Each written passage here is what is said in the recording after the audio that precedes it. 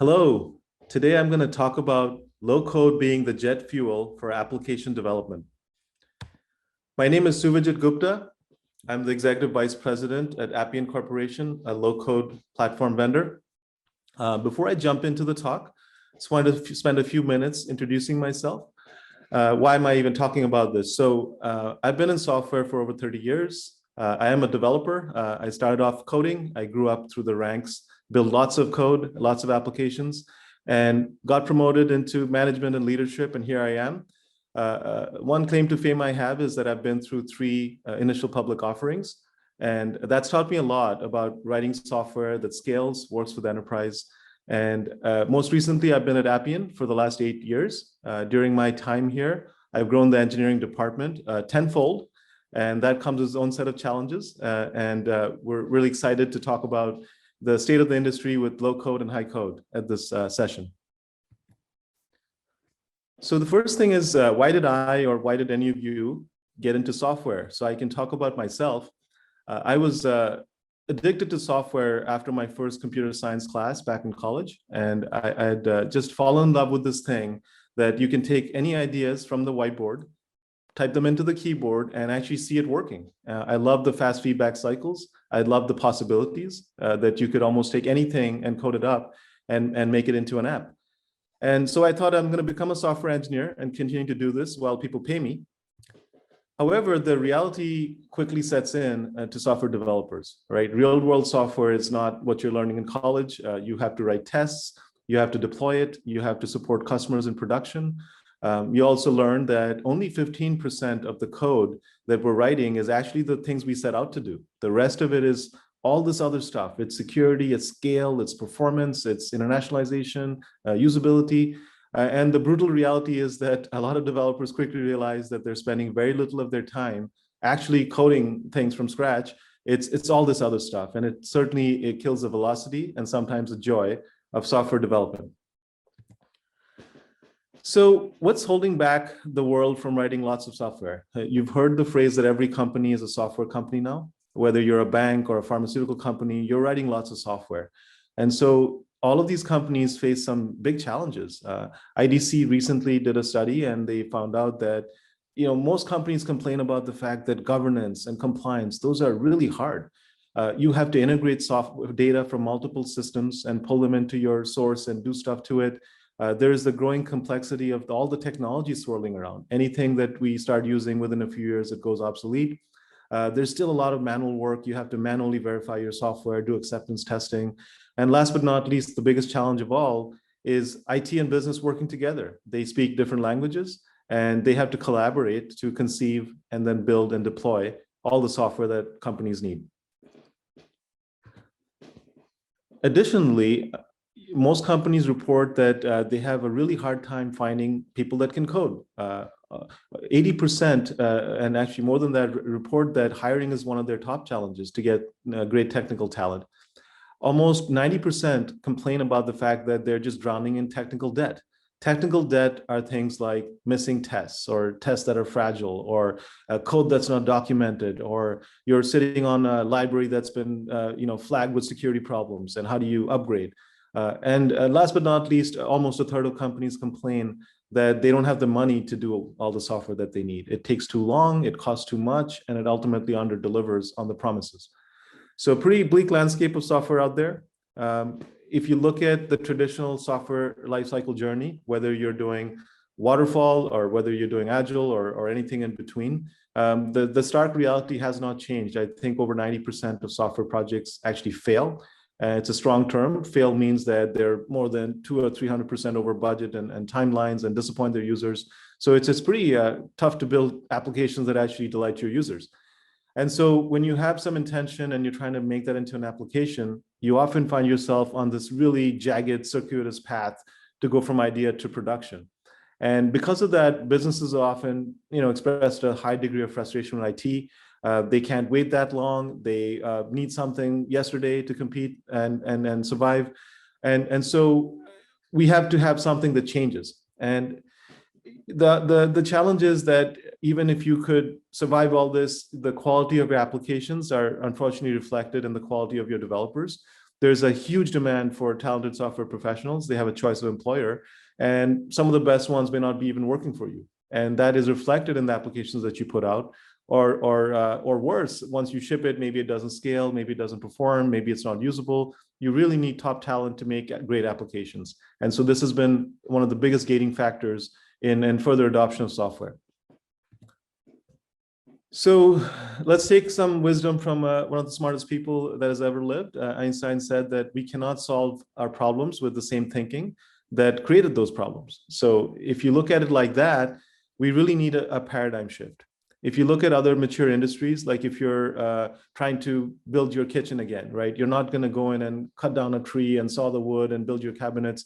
It's all prefabricated, right? You sit down with a consultant, you plan out your kitchen. Maybe there's a center console with these kinds of cabinets and these appliances. And weeks later, you can move in and enjoy it, right? And software, unfortunately, is not built like that. So we definitely need to rethink how it is that we're going to build software in the future. So a big revolution that has happened in the last decade is what we call low code now. And high code is when you're writing code literally from scratch with Java and .NET and JavaScript and HTML. It's a lot of work. The average project takes 2 to 3 years and probably won't start for another year because you don't have the people. Low code comes to the rescue. This is a paradigm shift in the way that you can build software. Given that most software has common characteristics, at least in business software, you can actually move a lot of things from coding to configuration, right? That's really kind of the big idea. We're not bending the laws of physics. This allows you to take your ideas and convert your intention into applications much more quickly. So with this revolution in place, what is it that is changing, right? Steve Jobs, another famous smart man, he said that innovation is the ability to see change as an opportunity, not as a threat. So I'd encourage everybody who's a developer today doing high code to start taking a look at low code to understand what this new paradigm shift is, and then ultimately start leveraging it. You know, what if I told you that you could get your apps built 10 to 20 times faster if you were to able to use this paradigm where you just maybe give up 5% of the control? What would you say? Well, fortunately for Appian and many low-code vendors, the answer has been a resounding yes. And that's why you're seeing a huge amount of excitement with this new way of building software. People are predicting that most applications in the future will be built with low code. High code is there to build those very specific, maybe you have an embedded system, maybe you have something that processes, petabytes of data. Those are applications that you might still want to do with high code, but the majority of applications are now buildable with low code. And the other paradigm shift is that low code doesn't require people with computer science majors. I have a master's in software, and there aren't many people that have degrees in computer science, and there are just so many applications that need to be built. You need to tap in to people in IT, to people on the business side. They can build applications, right? So with low code, you're doing this because of this new paradigm where you're dragging and dropping, you're drawing your software, you're pointing and clicking. You don't need to have a computer science degree, right? And this is going to really transform the possibilities now that a much broader set of people can come in and build these low code applications. So if you're a customer today that you're trying to build software, you first know that given the digital transformation, the pandemic, everything is moving from paper to digital, from in-person to digital. So there's a lot more need for software than before. And so you have 3 options for acquiring the software. You can either say, hey, I have a standard problem like, say, CRM, and I'm going to buy a standard packaged application, maybe like Salesforce. Well, that sounds reasonable. That is always quick to deploy, right? You can place an order, they'll come in and install it. But then you're going to spend a lot of months, often years, customizing that for your specific needs, right? And that's where this turns sour pretty quickly. Now, millions of dollars and many years later, you still don't have what you want. And it's just been a frustrating experience for many customers trying to use these packaged applications. So then they go to the opposite extreme, which is sometimes even a worse outcome, which is to say, okay, these packaged applications, customizing them and getting, not what I want. How about I just write software from scratch? So they move to the other extreme, which is traditional development. Now you might be a healthcare company with open requisitions to hire software professionals. Well, good luck with that. And even if you were able to hire those people, it's going to take them a long time to understand your domain knowledge, to apply technologies that are appropriate for you. There's so many staggering choices. that yes, it does promise to be completely flexible and you can get exactly what you want. Unfortunately, do you have that much time? Will your competition wait for you to build those applications that can beat them, right, to revenue? So the answer is usually no, and that's been the challenge in the industry. And as I said, with low code, we're offering this new paradigm, which we believe is the best of both worlds, right? We're giving you 95% or more of the flexibility that you could get with traditional development at 10 or 20 times the speed, right? And that's really the magical point at which we stand right now, that I would want most companies to start looking at this and understanding what it is. And then for the applications that you can build with low code, you should. The low code promise. So now that I've hopefully got you excited about what is this low code thing, let me just tell you a little bit about how it works. So the first thing is that in low code, you're not actually coding, right? We have the word code.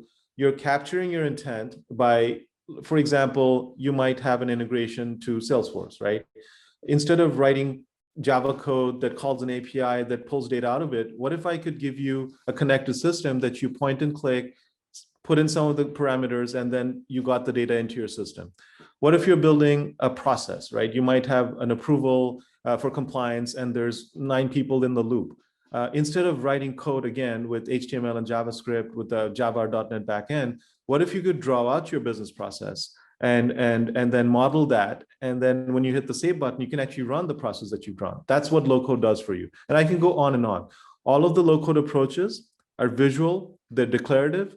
You can work with business people. You might project an interface that you're trying to build, drag and drop and build it with your business users, right? Instead of the UX guy going off and doing Photoshop mockups, and then you hand it over to the HTML guy, probably offshore, and they don't even talk, and you don't exactly get what you want. What if you could do it together? In low-code tools, you can actually project a screen, visually build out what you're looking for, get the usability feedback, and then when you're done, you're actually done. The UI works. It's connected to the backend, and you can actually use it. So that moves to the next box, which is the collaboration. There's a much higher degree of satisfaction that people can now take their ideas in a meeting, build it out, and then start using it. That is the basis of agility, because you're able to do things quickly. You don't have to agonize about figuring out the right specification and signing in blood. You don't have to get the perfect design down to the pixel.